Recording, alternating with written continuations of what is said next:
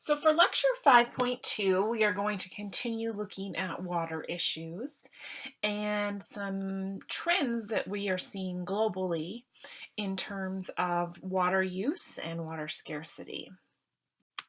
We're also going to look at this concept of indirect water use or embedded water, virtual water. If when you did your water footprint quiz, this issue of virtual water came up. So we're going to examine that a little bit more, study it, so that by the end of the lecture you understand it fully and can define it. We're also going to be looking a little bit at how we have a global mismatch in a lot of countries between water use and water resources and how that leads to water stress. And then finally, we're going to look at how poor government policy can really exacerbate water problems and lead to civil unrest and other things within countries. So our key terms for today's lecture are indirect water use, embedded water, virtual water, water scarcity, and water quality. So is there enough water? Well, we kind of looked at this last lecture as well. What we know and what experts believe is that there are a number of countries that use their water stocks unsustainably. And we are facing a water crisis, which can very quickly turn into a humanitarian crisis in future years. Scientists and development workers and governments, policymakers are growing increasingly concerned about trends that they're seeing in certain countries around water.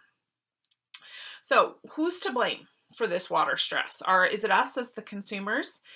Do we need to do more at home? Do we need to, stop running the taps when we brush our teeth? Do we need to stop watering our lawns or take shorter showers? Are those things that are causing water stress? Well, it actually turns out that domestic use of water, the actual physical water that we use in our home, the water that we pay for when we pay our water bill, turns out to be only a very small part of our total water use. That's our direct water use.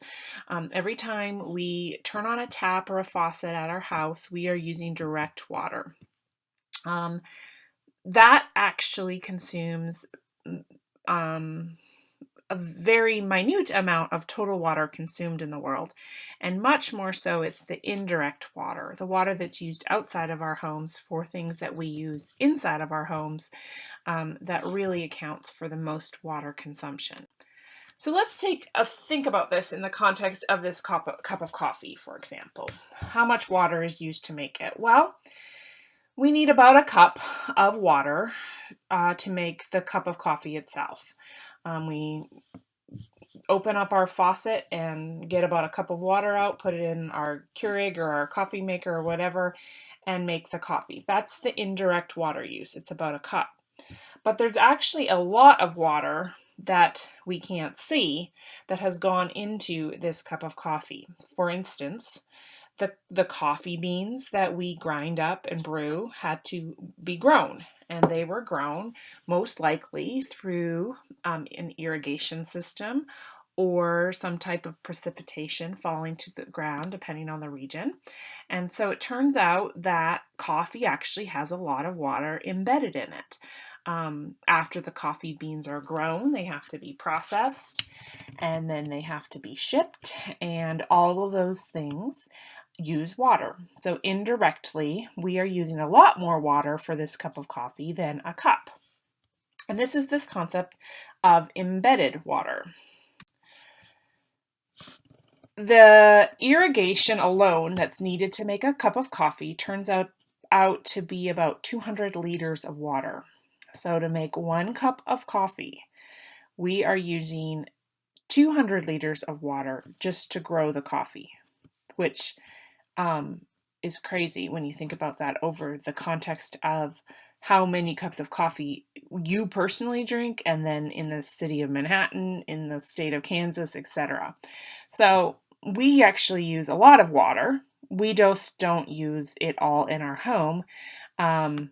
And this direct water we use is a tiny fraction of the total amount of water that we use.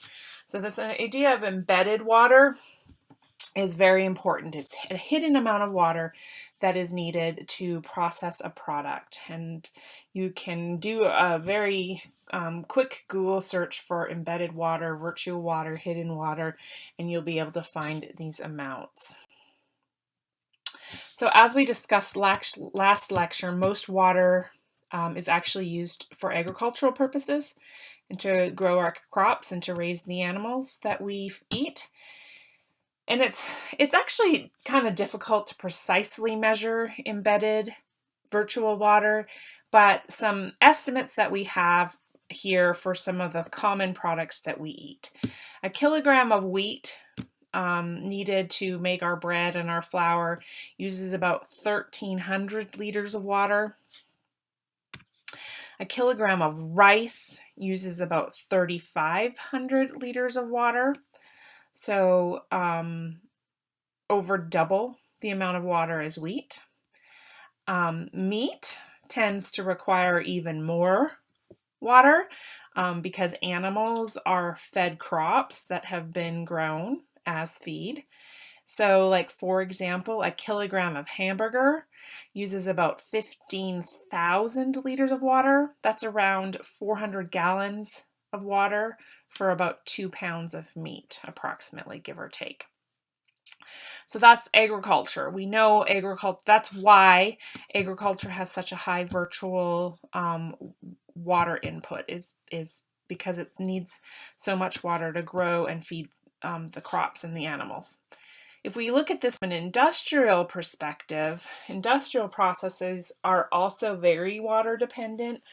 So for example, a kilogram of microchips, which is what our world functions on today, uses about 15,000 liters of water, so similar to beef.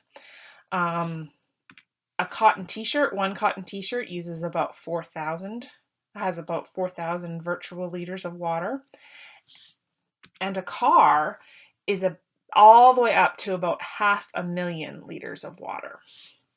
So anytime we consume an agricultural or an industrial product, we are consuming embedded water. This embedded water has another name. It's often called virtual water. And this idea of virtual water is important because it helps explain why some regions can use more water than they actually possess, but they still don't starve or die of thirst. So it's actually much cheaper and more efficient to trade the products that are made with water than to trade actual water. And this is what is referred to as the virtual water trade. So rather than a country that is really water rich, such as Canada, shipping water over to a water poor country like Algeria, they're going to ship product over to Algeria that Canada grew with the water that they're very rich in. So we can trade virtual water, and by trading virtual water, we basically replace the water needs of a region by bringing in agricultural and industrial goods that require water. We make them in one region of the globe that are not water stressed and import them into another region of the globe that are water stressed. So that's one way that countries and regions can cooperatively and fairly sustainably manage water resources. It's very easy for Canada to grow a lot of crops and to raise a lot of cows and pigs because they have a lot of water resources and they can extract that water at a rate pretty much at which it's getting replenished. However, this would work great if all the countries of the world were able to cooperate in this manner and not extract water at an unsustainable manner. However, this ideal arrangement of trading virtual water is not always followed. So this case of Yemen, Yemen's in the news quite a lot. It's in the Middle East. It's a Muslim country. Yemen is extremely water poor, and it has, unfortunately, a rapidly growing population. The population in Yemen is growing at a rate of about 7% per year right now. Poor government, poor policies related to water management in the country have prevented sustainable water management, and they are sort of on the brink of a water crisis in this country. The United Nations estimates that the average person needs about 1,000 cubic meters of water per year. So every person to meet needs and be healthy and sustainable should be able to consume about 1,000 cubic meters of water per year. In Yemen, there is thought to be approximately 200 cubic meters per person per year of water. So they're drastically below what the United Nations considers to be adequate.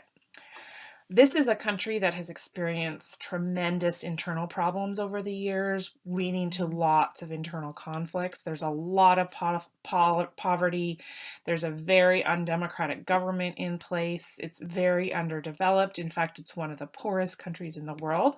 So you can see on the map here, it's located on the southern tip of the Arabian Peninsula, right below Saudi Arabia. Surrounded by wealthy countries, and then it is the poorest country in all of the Middle East. It's a region that's known for its expansive deserts, so it's also one of the driest countries. It's historically has been home to a very diverse range of ethnic groups, and as a result, when you have a lot of diverse groups of people in a country, you often have more conflict, and so there's been almost continuous conflict within the country over the last several decades. Add to all of this, Yemen's government has policies that do not promote sustainable use of water within the country. So, for example, the diesel industry in that country is subsidized. They have diesel that they extract and sell on the world market. It's subsidized by the government, so there's an incentive for companies to enhance diesel production. Unfortunately, a lot of water is needed in diesel production. So as a consequence, we see an over-extraction of water from the aquifers in Yemen because financially there is this incentive to manufacture, to pump diesel and sell it. Also, Yemen's government has not done a good job of encouraging the growth of agriculture to meet food needs in the country. Most of the egg land in Yemen is actually used to produce a drug called QUAT, Q-U-A-T. It's a hallucinogenic drug, obviously not edible. It's not used for food. So much of the farmland is being used to grow this drug, which leads to 80% of all food in Yemen having to be imported from other countries. So water is being overused to manufacture diesel, to grow cat, and as a result, the water table in Yemen is dropping, and it's indeed on the verge of actually drying out. They are on the verge of running out of water in Yemen. Additionally, some of the wells are actually now contaminated with salt water. When you are a country that is near salt water, when you lower a water table enough, salt water, just through the law of physics, is attracted inland. And that means aquifers are actually getting contaminated with seawater, leaving these aquifers not useful for drinking or agricultural purposes. So it's just all exacerbating all of the issues. And then, of course, that's further exacerbated by the fact that the population is just rapidly growing. Water shortages in the country are actually currently driving conflicts within the country. There are tensions over water resources. There are a lot of fractures among regional and sectarian lines. There's protests happening. There's in-country fighting happening. Just a lot of political unrest. which led to a revolution in the last several years. And, fighting then further escalates, and we're standing at thousands and thousands of people who have died in the last several years over conflict within this country. Infrastructure is being destroyed through the war, which obviously then means things that would have produced water, such as dams and water treatment plants, etc., have been destroyed. And in some of the larger cities within Yemen, residents report that that you cannot turn on a pipe and get water anymore. All water is being bottled and trucked in. So that's sort of an example of how poor government oversight and policy can really lead to a water crisis. All right, so we've talked about water scarcity in both last lecture and this lecture. What is water scarcity? It's actually more than just a lack of water, so I want to make sure that that's clear. It's actually either the lack of enough water or the lack of access to clean water. So when we're talking about lack of enough water, we're talking about water quantity. And when we're talking about the lack of access to clean water, we're talking about water quality. Clean, safe water is scarce in the developing world. Today, nearly 1 billion people do not have access to clean, safe drinking water.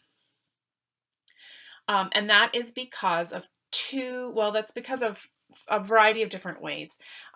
We've talked a lot about water quantity already and how we're extracting water faster than which it's getting replenished. We haven't talked too much about pollution and sanitation issues.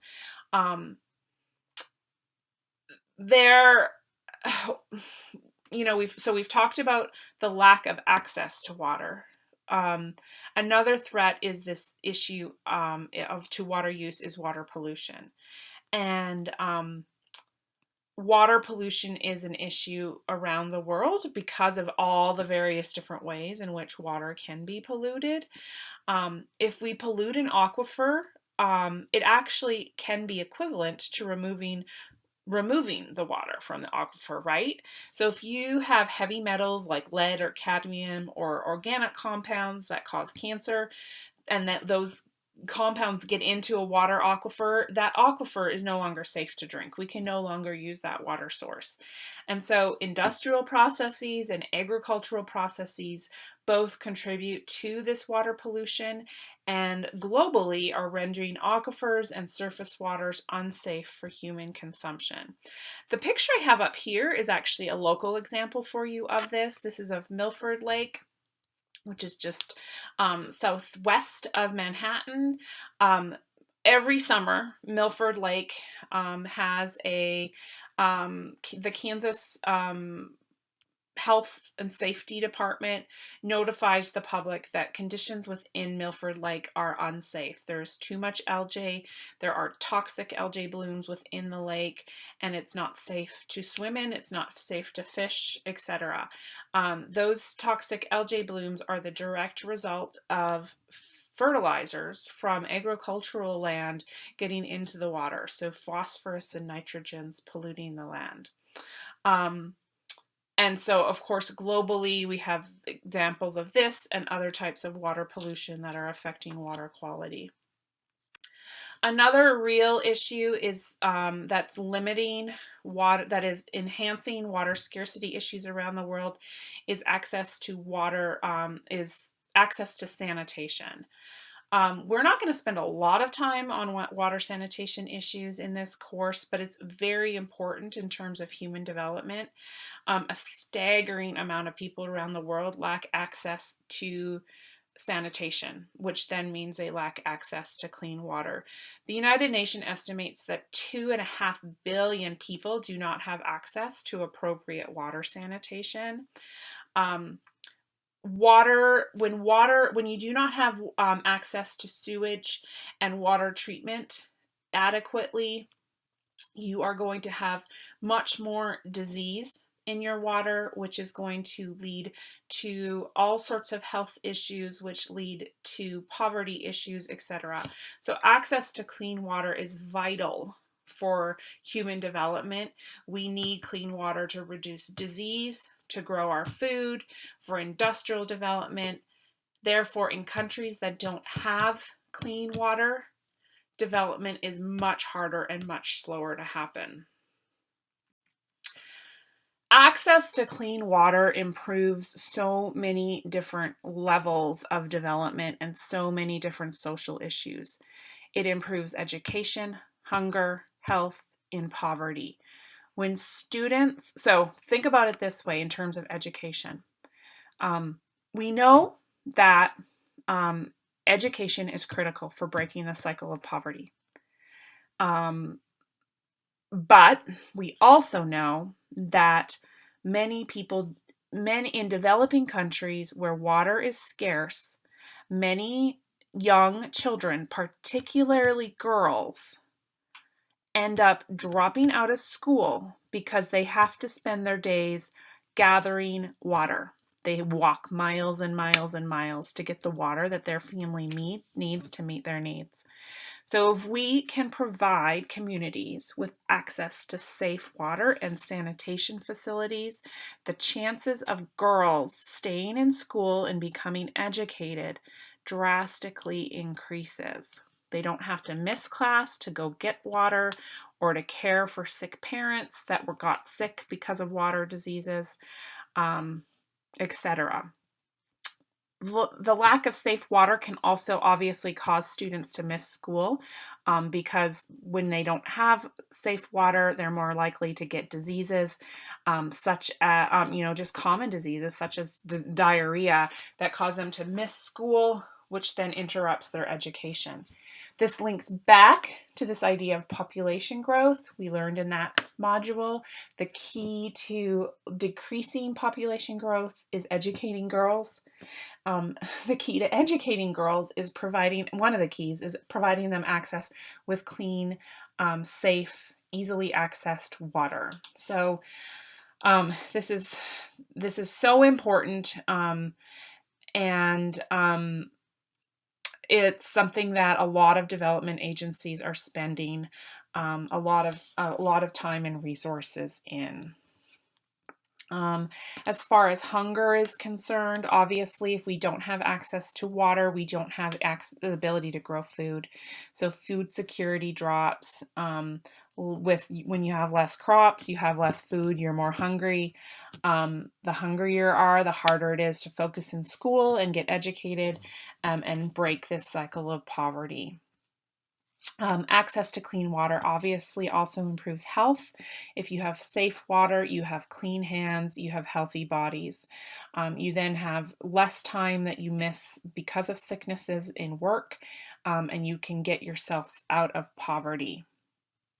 I found it shocking when I once learned that half of all of the people who are in hospitals in the world are there because of water-related diseases. In developing countries, about 80% of all illnesses are linked to poor water and sanitation conditions. 1 out of every 5 deaths under the age of 5 worldwide is due to water-related disease. And so clean and safe water is essential to healthy living. We need to have water that is bacteria-free and safe to drink, so that we don't have things like typhoid and cholera and things like that that are transported through waterborne diseases. And then finally, obviously, this all relates back to poverty, because if you are educated, you have food to eat, and you're healthy, you're more likely to be able to break that cycle of poverty. So having this access to safe, clean water is really key when we look at it from a development perspective.